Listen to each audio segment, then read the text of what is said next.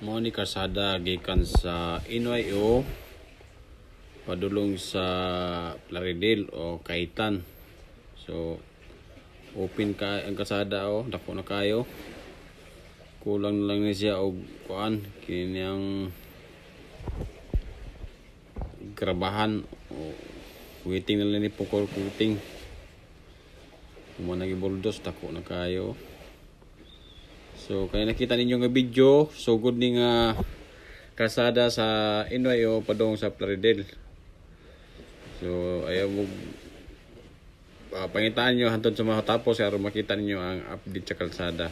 Mao ni karon ang atong kalsada padong sa Plaridel. Grabe na ni kaduol kung anhinta mo agi padong tag San Jose. 30 minutes San Jose na ka. Basta din ni agi. Siminto, basta masiminto na ni.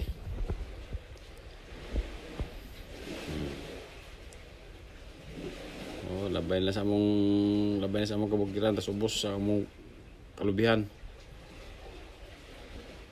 Kahayahay na sakyan na doon lang kayo pagkatog San Jose.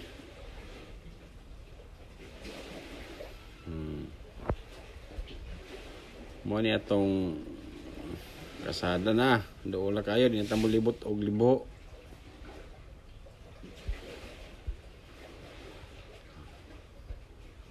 Pero di ka kaagi din og mag-uwan kaya mulapok man kaya wala pa man magrabahe. Pero magrabahan bisag dili semento okay ra. Doon lang kayo ni sukod sa pag gikan sa NYO pa daw sa Plaridel ako ning video. Ang video 9 minutes sa to pa 9 minutes lang mong biyahe pod gikan sa NYO. So 9 minutes pero dili pa kusog kayo ang dagan kay hinahinay man. Kay di man simentado pero simentado ni kusugan man dagan ang dali ara 5 minutes tuwa na dito. So sana ma-semento ni karon tuiga. No? Kay para ang atong mga estudyante dali ra mo ngadtog kuan. Bisa magbisikleta ra pa daw og San Jose.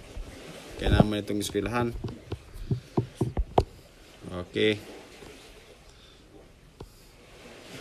Sa pa nakasubscribe sa akong YouTube.